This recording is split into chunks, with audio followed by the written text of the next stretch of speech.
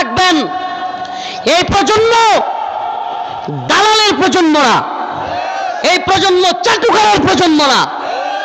একটা সময় ছিল, আমরা দেখছি, আমরা নিজেরা দেখছি, এখনো আছে, একবারে যে চলে গেছে তা না। ওরে বাবা, ওয়ার্ডের একজন সাধারণ নেতা চায়ের স্টলে আসছে, কিছু চামচা, এই যে দেখছেন খাটের একটা মনে করেন টোল আছে, এই ভাই ভাই বসেন বসেন, এই ভাইরে একটা চা দে। ওরে শয়তানের বাচ্চা, এত ভণ্ড, এ নেশাখোর, দুর্নীতিবাজ জানে, তারপরেও দুই তিনজন এসে এই ভাইয়ের কাপড়ের মধ্যে ময়লা নাই, কিছু না, এই ভাইয়ের কাপড়ের মধ্যে ময়লা নাকি, চামচামি শুরু হয়ে গেছে গা। এই ওয়ার্ডের নেতার চামচামি, আবার ওয়ার্ড নেতারা ইউনিয়ন নেতার চামচামি, ইউনিয়ন নেতারা থানার নেতার চামচামি, থানার নেতারা জেলার নেতার চামচামি, জেলার নেতারা বিভাগীয় নেতার চামচামি, বিভাগীয় নেতারা জাতীয় নেতাদের চামচামি। জি ভাই, হ ভাই, হ হেলো আপা, খাইছেন আপা, বইছেন আপা, শুইছেন আপা। এই চামচামির সমাজ তৈরি করে দেশটাকে এই অবস্থায় গোলামিতে নিয়ে গেছিল। আমি কারাগার থেকে বের হয়ে আই, প্রথম প্রোগ্রামগুলোতে বলছিলাম, তখন হাসিনা ক্ষমতায় ছিল, তখন বলছিলাম, তখনকার কথা, কিশোরগঞ্জে একটা প্রোগ্রামে বলেছিলাম, বিভিন্ন জায়গায় প্রথম দিকে কারাগার থেকে বের হয়েই, তখন হাসিনা সরকার ক্ষমতায়, আওয়ামী লীগ, বলেছিলাম যে দেশের সেনা প্রধান চামচা, প্রধান বিচারপতি চামচা, যে দেশের প্রধান বক্তা চামচা। আজকের এই তাফসিরুল কোরআন মাহফিলের সম্মানিত উলামায়ে কেরাম, মুরব্বিয়ানে আযম, প্রিয় যুবক ভাইরা, স্নেহের ছোট ভাইরা, পর্দানিশীন শ্রদ্ধা মা ও বোনেরা, আল্লাহ পাক রব্বুল আলামিনের দরবারে অসংখ্য অগণিত শুকরিয়া যে মহান রব্বুল আলামিন আপনাকে আমাকে কোরআনের জন্য, দ্বীনের জন্য একত্রিত হওয়ার তৌফিক দান করেছেন। সেজন্য অন্তরের অন্তঃস্থল থেকে কালিমাতুশ শুকুর আদায় করে স্বতঃস্ফূর্ত আওয়াজ করে বলি আলহামদুলিল্লাহ। প্রিয় উপস্থিতি, আমি প্রথমেই দুঃখ প্রকাশ করছি আসতে দেরি হওয়ার জন্য, কিন্তু আসলে কিছু করারও ছিল না। ফ্লাইট ডিলে হয়েছে, বিমানে আসছি। তার মধ্যে আরও যদি শুনেন আপনারা, আমি নেত্রকোনার একবারে পার্বত্য অঞ্চল থেকে ঢাকা হয়ে সৈয়দপুর হয়ে এখানে আসছি। সেই সকাল থেকে রওনা, প্রায় 16-17 ঘন্টার জার্নি, 16-17 ঘন্টার জার্নি। তবুও দুঃখ প্রকাশ করছি, যেহেতু দেরি হয়েছে, মানুষের ধৈর্য কম। ডাইল খাওয়ার জন্য অপেক্ষা করতে পারবে 20 ঘন্টা, কিন্তু দিনই মাহফিলে 2 ঘন্টা অপেক্ষা করলেই কষ্ট লাগে। এই কিছুক্ষণ আগে শুনে আসলাম এক জায়গার নামই নাকি ডাইলের মোড়, ফেন্সিডিল খুরদের আখড়া জায়গার নাম দিছে। আমি কিরে ফোনে বলতেছে, একজন জিজ্ঞেস করতেছে হুজুর কোথায়, ড্রাইভার বলতেছে ডাইলের মোড়। কারণ পাশে যেটা ছিল ওইটা মানে উনি এড়াইয়া চলতেছেন বিষয়টা। আমি বুঝছি যে এই ডাইল কোন ডাইল। আল্লাহ মাফ করুক, বলেন আমিন। শয়তানের সবচেয়ে বড় সফলতা কি জানেন? শয়তানের সবচেয়ে বড় সফলতা হইল হারাম কাজকে নর্মালাইজড করা, হারাম কাজকে নর্মাল করে দেওয়া। এই যে আপনারা হাসছেন, হারাম জিনিস, অথচ কি করছেন? হাসতেছেন। এর মাধ্যমে শয়তান এই বিষয়টাকে, হারাম বিষয়টাকে দুর্বল করে দেয়, যে এটা তেমন কোনো বিষয় না। নাউজুবিল্লাহ, নাউজুবিল্লাহ বলেন। এটা তেমন কোনো বিষয় না, নাকি হারাম অনেক বড় বিষয়। হারামটা অনেক বড় বিষয়। আল্লাহ পাক যা হারাম করেছেন হারাম। পৃথিবীর কোনো ব্যক্তি নাই, পৃথিবীর কোনো দল নাই, সরকার নাই এটাকে হালাল করে। আল্লাহ যা হারাম করেছেন তাকে হালাল করার শক্তি আর কারো। কথা কি বুঝাইতে পারতেছি না? আল্লাহ যা হারাম করেছেন, রাত্র হয়ে গিয়েছে, দুঃখ প্রকাশ করছি, দেরি হয়ে গেছে, কিন্তু তবুও কয়েকটা কথা শুনেন। আল্লাহ পাক যা হালাল করেছেন তা যেমন কেউ হারাম করতে পারবে না, আল্লাহ পাক যা হারাম করেছেন তা কেউ হালালও করতে পারবে না। আর যদি কেউ করে এবং কেউ মানে, তাহলে যে করলো সে ব্যক্তি নিজেকে খোদা দাবি করলো, নাউজুবিল্লাহ। আর যে ব্যক্তি তাকে মানলো আল্লাহর বিরুদ্ধে যাওয়ার পরেও যে ব্যক্তি তাকে মানল, সে আল্লাহকে বাদ দিয়া ওই ব্যক্তিকে, ওই দলকে, ওই মূর্তিকে, ওই পীরকে, ওই বাবাকে নিজের রব বানায় নিল। নাউজুবিল্লাহ বলেন। আমাদের রবকে আদি ইবনে হাতিম, তিনি তখনও মুসলমান হন নাই, পরবর্তীতে তিনি ইসলাম কবুল করেছেন। তিনি আল্লাহ রসুল সাল্লাল্লাহু আলাইহি সাল্লামের সামনে আসছেন।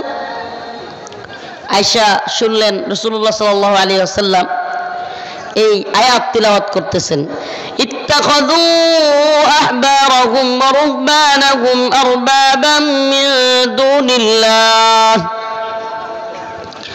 ইত্তাখাযু আহবারাহুম ওয়া রুহবানাহুম আরবাবাম মিন দুনিল্লাহি ওয়াল মাসীহ ইবনে মারইয়াম, যে তারা আল্লাহকে বাদ দিয়া তাদের ধর্মযাজক, ধর্ম পণ্ডিত, তাদেরকে রব বানিয়েছে। আদি ইবনে হাতিম বললেন, ইয়া রাসূলুল্লাহ, আমরা তো আমাদের ধর্মযাজকদেরকে, পণ্ডিতদেরকে ইবাদত করতাম না। আমার কথা বুঝতেছেন? আদি ইবনে হাতিম পরবর্তীতে উনি সাহাবী হয়েছিলেন, কিন্তু যখন তিনি মুসলমান হন নাই, এমন অবস্থায় আল্লাহ রসুলের সামনে আসছেন। আল্লাহ রসুল বললেন, আদি তোমার গলায় কি? আদি দেখাইলেন ক্রোশ, ক্রোশ, খ্রিস্টানদের ক্রোশ দেখছেন, ক্রস চিহ্নের মতো, যোগ চিহ্নের মতো, এটা ঝুলতেছিল হযরত আদির গলায়। আল্লাহ রসুল বললেন, আদি ক্রোশটা ছিঁড়ে ফেলো। রাসূল সাল্লাল্লাহু আলাইহি ওয়াসাল্লামের কথায় আদি ইবনে হাতিম ক্রোশ ছিঁড়ে ফেললেন। তিনি বললেন, আমার গলায় ক্রোশ ঝুলতেছিল, আমি আমার ক্রোশটা ছিঁড়ে ফেললাম। এবার আমি শুনলাম রাসূলুল্লাহ সাল্লাল্লাহু আলাইহি ওয়াসাল্লাম তিলাওয়াত করছেন, ইত্তাখাযু আহবারাহুম ওয়া রুহবানাহুম আরবাবাম মিন দুনিল্লাহ, তারা আল্লাহকে বাদ দিয়া তাদের ধর্মযাজক, ধর্মযাজক মানে খ্রিস্টানদের ধর্মযাজক কারা? পাদ্রী, পোপ, এরা হলো ধর্মীয় পণ্ডিত, তাদেরকে রব বানিয়েছে। আদি ইবনে হাতিম বললেন, ইয়া রাসূলুল্লাহ, আপনি এটা কি বললেন? আমরা তো আমাদের ধর্মযাজকদেরকে, পণ্ডিতদেরকে রব বানাই নাই, আমরা তো তাদের ইবাদত করি না। আল্লাহ রাসূল সাল্লাল্লাহু আলাইহি ওয়াসাল্লাম বললেন, আদি আল্লাহ পাক হালাল করেছেন, কিন্তু তোমাদের ধর্মযাজকরা সেটাকে হারাম বলেছে, তোমরা কি সেটা মেনে নিয়েছিলে কিনা? আদি ইবনে হাতিম বলেন, হ্যাঁ। আল্লাহ পাক যা হারাম করেছেন এমন জিনিস তোমাদের ধর্মীয় পণ্ডিতরা, ধর্মীয় যাজকরা আল্লাহ হারাম করছেন, অথচ তোমরা বলতে যে এটা হালাল, তোমাদের ধর্মযাজকরা, পণ্ডিতরা বলতো, তোমরা সেটাও মানতে কিনা? আদি ইবনে হাতিম বললেন, হ্যাঁ। আল্লাহর রাসূল বলেন, ধর্মযাজকরা আল্লাহর হারামকে হালাল করলে তোমরা মানতে, আল্লাহর হালালকে হারাম করলেও তোমরা মেনে নিতে। এই যে তোমরা হালালকে হারাম করন মেনে নিতে, আর হারামকে হালাল করলেও মেনে নিতে, ফাতিলকা ইবাদাতুহুম ইয়াহুম, এটাই হলো তাদের ইবাদত। এটা কি বলেন না? এটা কি? এখন আমাদের দেশেও যদি ডাল খাওয়াকে কেউ হালাল বানায় দেয়, আল্লাহ বলছেন, ইন্নামাল খামরু ওয়াল মাইসির ওয়াল আনসাব রিজসুম মিন আমালিশ শাইতান,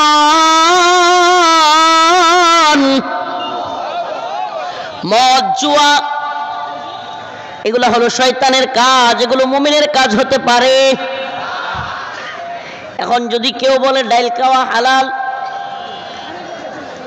তাহলে সে কি আল্লাহর পক্ষে বললো না আল্লাহর বিরুদ্ধে? এই কুড়িগ্রামের মুসলমান কথা কন না কে? আল্লাহর পক্ষে না আল্লাহর বিরুদ্ধে? আওয়াজ এত স্লো কে?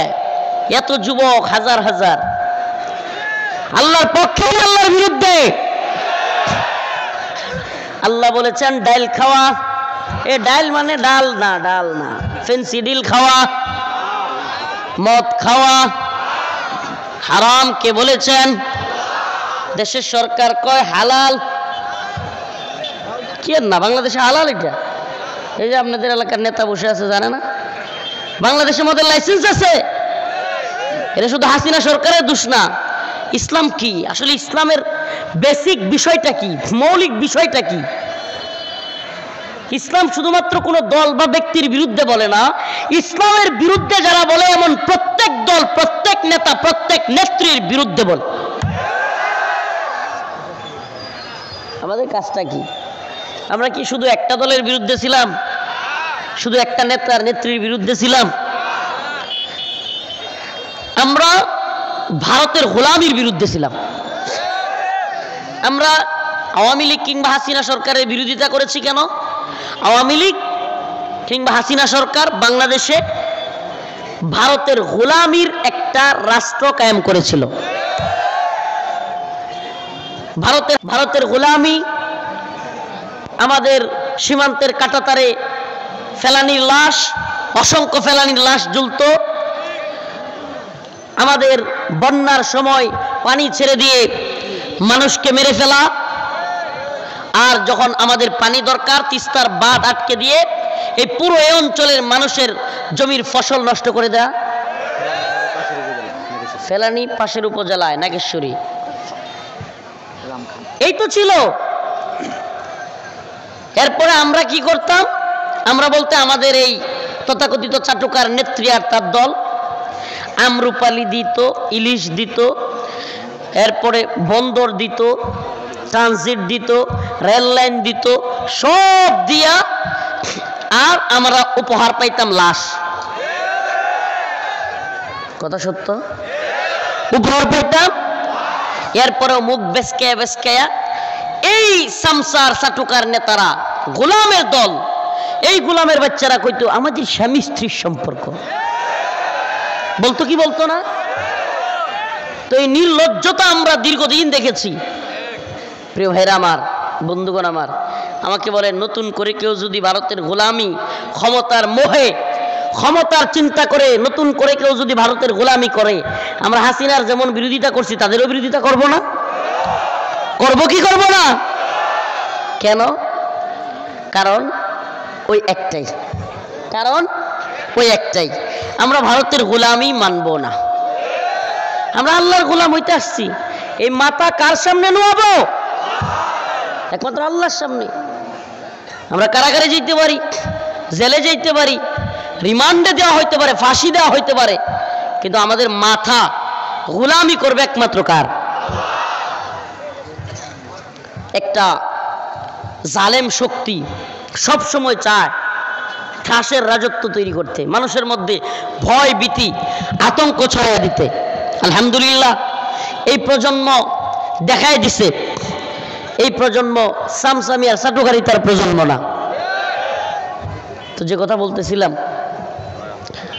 তো আমরা আল্লাহর গোলামি করি, তো আল্লাহ পাক যা হালাল করেছেন তাকে হালাল মানতে হবে কি হবে না? হালাল শব্দের বাংলা অর্থ কি জানেন? বৈধ। হালাল শব্দের বাংলা অর্থ, হারাম শব্দ এটা আরবি, হালালও আরবি। হালাল আরবি শব্দ, বাংলা অর্থ আজকে জেনেন কি? হারাম আরবি শব্দ, বাংলা অর্থ অবৈধ। বৈধ, অবৈধ, তার মানে বৈধ এবং অবৈধ এটাই হালাল হারাম। আমাকে বলেন, যদি মদের লাইসেন্স দেয়া হয় সেটা কি হালাল করা হইল কি হইল না? রাষ্ট্রীয়ভাবে হালাল করা হইল কি হইল না? যদি সুদের ব্যাংকের লাইসেন্স দেয়া হয় তাইলে সুদকে রাষ্ট্রীয়ভাবে হালাল করা হইল কি হলো না? মদের বারের লাইসেন্স দেওয়া হইলে সেটারও বৈধ হালাল হইল কি হইল না? পতিতালয়ের লাইসেন্স দেওয়া হইলে সেটারও হালাল করা হইল কি হইল না? এখন আমাকে বলেন, আল্লাহ রসুল যদি বইলা থাকেন যে হে আদি, আল্লাহ পাক যা হালাল করত তোমাদের ধর্ম যাজকরা, তোমাদের পোপ, তোমাদের পাদ্রীরা, আহবার রুহবানরা সেগুলোকে হারাম করত, তোমরা মাইনা নিতে? বলতো হ্যাঁ। আবার যখন হারামকে হালাল করত তখনও মেনে নিতে বলে হ্যাঁ, ফাতিলকা ইবাদাতুহুম ইয়াহুম, সেটাই আল্লাহকে বাদ দিয়া তাদের ইবাদত। এখন আমাকে বলেন, আমরাও যদি সরকার আল্লাহর বিরুদ্ধে আইন করে, কোরআনের বিরুদ্ধে আইন করে, এই হুজুর যে কথাটা বললেন যে ইসলামের বিরুদ্ধে গেলে প্রধানমন্ত্রী মানি না, ইসলামের বিরুদ্ধে গেলে রাষ্ট্রপতি মানি না, যদিও জনসাধারণকে ধোঁকাবাজি দেখাইছে এই সরকার যে রফিকুল ইসলাম মাদানীকে এই কারণে গ্রেফতার করা হয়েছে, বাস্তবে এটার কোনো সম্পর্কই নাই। বাস্তবে হলো দাদারে খুশি করতে গিয়া দিদি সব আলেমরারে জেলে দিয়ে দিছে। বাস্তবে এক একজনের এক এক মামলা দিছে, কাউরে জঙ্গি, কাউরে রাজাকার, কাউরে ধর্ষক নাউজুবিল্লাহ, কাউরে ডিজিটাল সিকিউরিটি অ্যাক্ট, বিভিন্ন মামলা দিছে। কিন্তু মূল কাহিনী হলো দাদারে খুশি করা। দাদারে খুশি করেও তো দিদির গদ্দি টিকে নাই, ঠিক কি ঠিক না? গদি টিকবে না, জুলুমের শাসন টিকে না। কুলিল্লাহুম্মা মালিকাল মুলক তুতিল মুলকা মান তাশা ওয়া তানজিউল মুলকা মিম্মান তাশা ওয়া তুইজ্জু মান তাশা ওয়া তুযিল্লু মান তাশা বিয়াদিকাল খায়র ইন্নাকা আলা কুল্লি শাইইন কাদির। সুবহানাল্লাহ। আল্লাহ বলেন মালিকাল মুলক, সমস্ত পৃথিবীর মালিক কে? তাবারাকাল্লাযী বিয়াদিহিল মুলক ওয়া হুয়া আলা কুল্লি শাইইন কাদির। সমস্ত কিছুর মালিক কে? তুতিল মুলকা মান তাশা, আল্লাহ যাকে চান তাকে একটু ক্ষমতা দেন। কি করেন?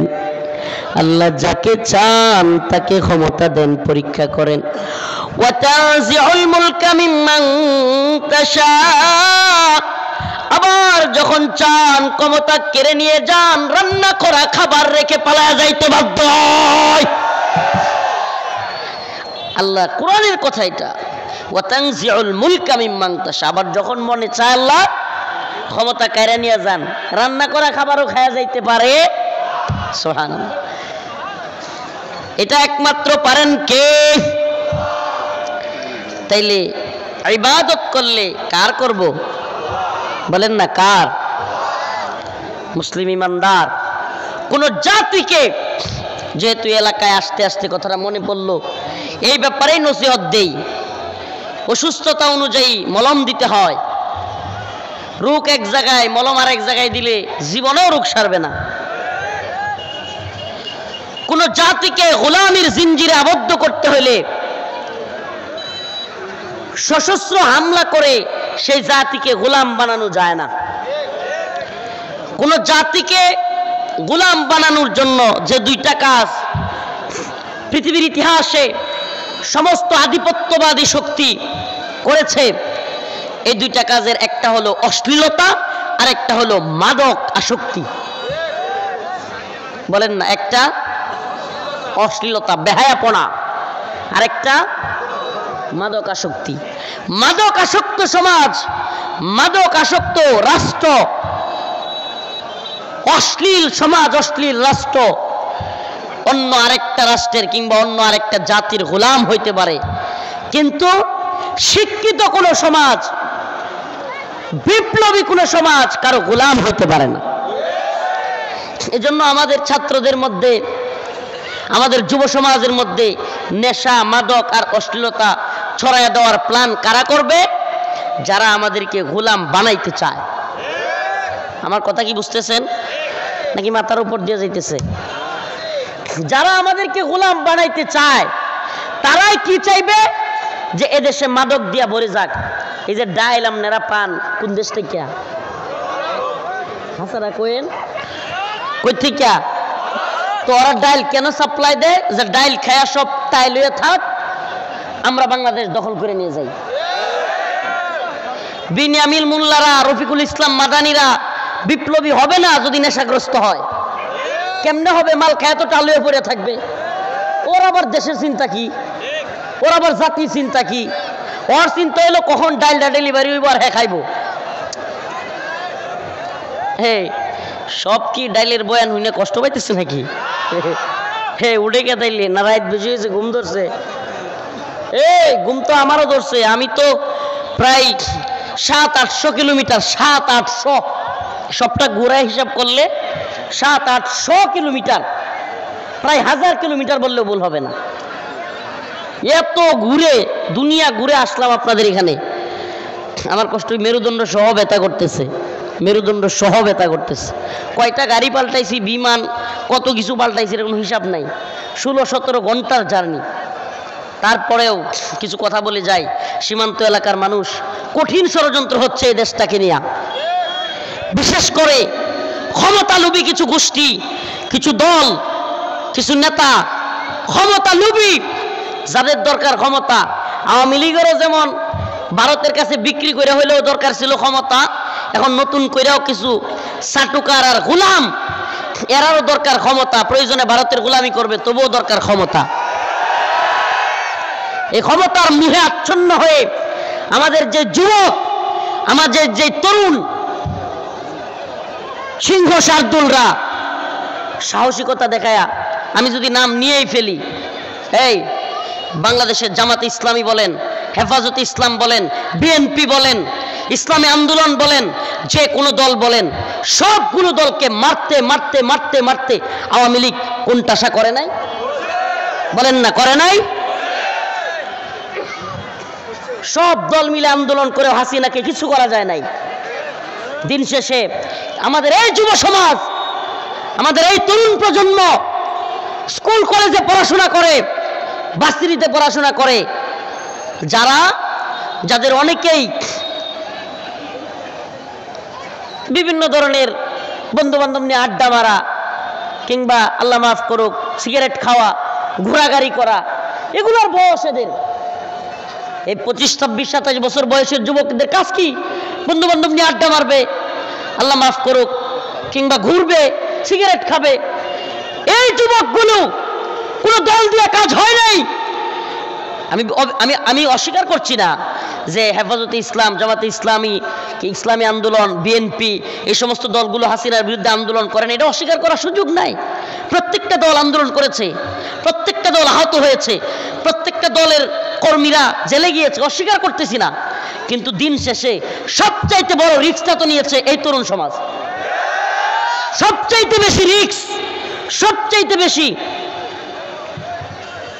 যারা কিনা নিজের জীবনকে বিলিয়ে দেওয়ার প্রাণ করে, আমাদের যে যুব সমাজ আমাদেরকে হাসিনা মুক্ত বাংলাদেশ উপহার দিল, আজকে সেই যুব সমাজের উপরে আমরা হাত তুলতে দ্বিধা করতেছি না। এর চাইতে বড় নিমক হারাম করে নাই। সারা দেশ যখন নেট শাটডাউন করে দেওয়া হয়েছে, নেট অফ করে দিছে, সবকিছু অফ করে দিছে, নেট নাই, কোনো কিছু নাই। এই যে আপনাদের এই ছেলে কিংবা এই সমস্ত যুবকগুলো নিজের জীবনকে বিলিয়ে দিয়ে চিন্তা না করে তারা রাজপথে নেমেছে। সারা দেশে নেট নাই, কিচ্ছু নাই, একের পর এক গুলি করতেছে, হেলিকপ্টার থেকে গুলি করতেছে, ঘর থেকে ধরে নিয়ে যাচ্ছে, হাত পা ভেঙে দিচ্ছে, মায়ের কুলে শিশুকে গুলি করতেছে। এমন অবস্থায় যে যুবকরা সাহস করে এক যুগের উপরে 16 বছরের জুলুম থেকে, হাসিনার হাত থেকে রক্ষা করলো দেশটাকে, আজকে সেই যুবকদের উপর হাত তোলা, এর চাইতে বড় নিমক হারামি আর কিছু হইতে পারে না। এটা কথা মনে রাখবেন। এই প্রজন্ম দালালের প্রজন্ম না, এই প্রজন্ম চাটুকারের প্রজন্ম না। একটা সময় ছিল, আমরা দেখছি, নিজেরা দেখছি, এখনো আছে, একবারে যে চলে গেছে তা না। ওরে বাবা, ওয়ার্ডের একজন সাধারণ নেতা চায়ের স্টলে আসছে, কিছু চামচা, এই যে দেখছেন খাটের একটা মনে করেন টোল আছে, এই ভাই ভাই বসেন বসেন, এই ভাই একটা চা দে। ওরে শয়তানের বাচ্চা, এত ভণ্ড, এ নেশাখোর, দুর্নীতিবাজ জানে, তারপরেও 2-3 জন এসে এই ভাইয়ের কাপড়ের মধ্যে ময়লা নাই, কিছু না, এই ভাইয়ের কাপড়ের মধ্যে ময়লা নাকি, চামচামি শুরু হয়ে গেছে। এই ওয়ার্ডের নেতার চামচামি, আবার ওয়ার্ড নেতারা ইউনিয়ন নেতার চামচামি, ইউনিয়ন নেতারা থানার নেতার চামচামি, থানার নেতারা জেলার নেতার চামচামি, জেলার নেতারা বিভাগীয় নেতার সামসামি, বিভাগীয় নেতারা জাতীয় নেতাদের সামসামি, জি ভাই হ ভাই, হ হেলো আপা, খাইছেন আপা, বইছেন আপা, শুইছেন আপা, এই সামসামির সমাজ তৈরি করে দেশটাকে এই অবস্থায় গোলামিতে নিয়ে গেছিল। আমি কারাগার থেকে বের হয়ে আই প্রথম প্রোগ্রামগুলোতে বলছিলাম, তখন হাসিনা ক্ষমতায় ছিল, তখন বলছিলাম, তখনকার কথা কিশোরগঞ্জে একটা প্রোগ্রামে বলেছিলাম, বিভিন্ন জায়গায় প্রথম দিকে কারাগার থেকে বের হয়েই তখন হাসিনা সরকার ক্ষমতায়, আওয়ামী লীগ, বলেছিলাম যে দেশের সেনা প্রধান চামচা, প্রধান বিচারপতি চামচা, যে দেশের প্রধান বক্তা চামচা, প্রধান মুফতি চামচা, যে দেশের প্রধান মসজিদের খতিব চামচা, যে দেশের সাংবাদিক চামচা, উকিল চামচা, যে দেশের শাইখুল হাদিস চামচা, এই সব চামচার দেশে প্রধানমন্ত্রী হাসিনা হবে নাকি উমর রাদিয়াল্লাহু আনহু হবে? র্যাবের প্রধান চামচা, সেনাবাহিনী প্রধান চামচা, বিডিআর এর প্রধান চামচা, পুলিশের প্রধান চামচা, সব খালি জি আপা, হেলো আপা, খাইছেন আপা, ঠিক আছে আপা। কি আশ্চর্য, কি আশ্চর্য! যা বলে তাই ঠিক। আলেমদেরকে হত্যা করতেছে তাও ঠিক। আপা আপনি ঠিকই করতেছেন, এরা বেশি বুঝে। আপনি বলেন না, সব যদি এরকম চামচামি করে তাইলে ওই প্রজন্মের প্রধানমন্ত্রী শেখ হাসিনা না হইয়া হযরতে উমর হবে? আলহামদুলিল্লাহ, এটা আমার গর্বের বিষয়। 2024 সালের 5 আগস্ট ওই প্রজন্মের মৃত্যু হয়েছে। আলহামদুলিল্লাহ, এই জেনারেশনের যুবকেরা কোন সামসামি আর চাটুকারিতার মধ্যে নাই।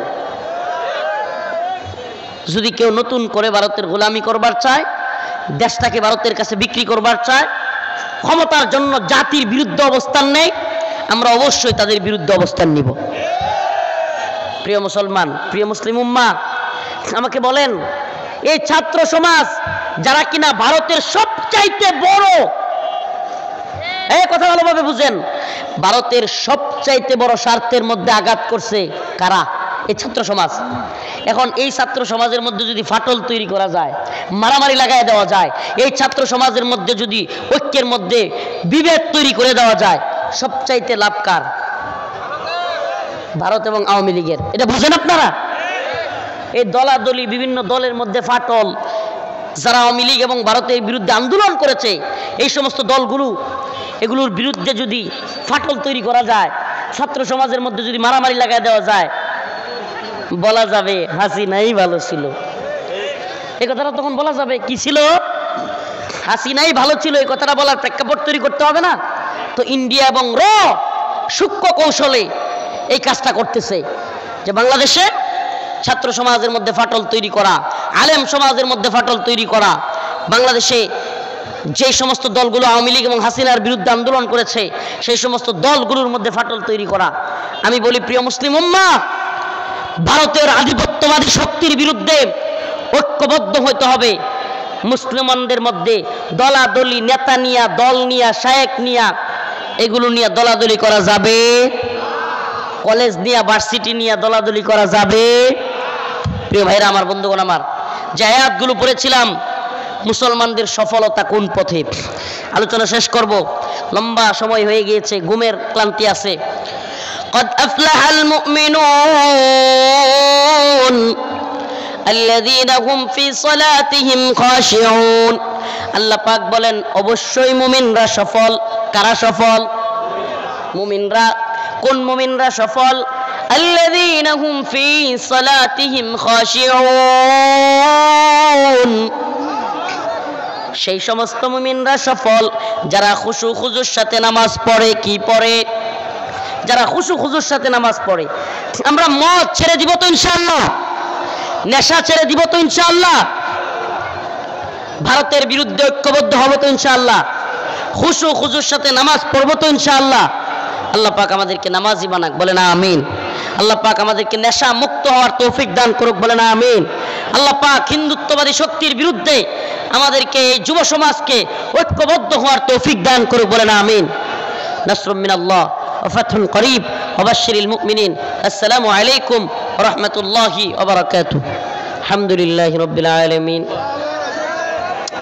আর রহমানির রহিম মালিক ইয়াউমিদ্দিন ইয়্যাকা না'বুদু ওয়া ইয়্যাকা নাস্তাঈন اللهم ارزقنا شهادة في سبيلك اللهم ارزقنا شهادة في سبيلك اللهم انصر الإسلام والمسلمين اللهم انصر الإسلام والمسلمين আয় আল্লাহ পাক পরওয়ারদিগার আলম আমাদের জীবনের জিন্দেগানির সমস্ত গুনাহ খাতা maaf করিয়া দেন রব্বুল আলামিন আল্লাহ হিন্দুত্ববাদীদের ষড়যন্ত্র থেকে আমাদেরকে হেফাজত করেন ফিলিস্তিনের মুসলমানদেরকে হেফাজত করেন আয় আল্লাহ কুড়িগ্রাম আয় আল্লাহ এই অঞ্চলের মুসলমানদেরকে আল্লাহ আপনি দ্বীনের জন্য কবুল করেন আয় আল্লাহ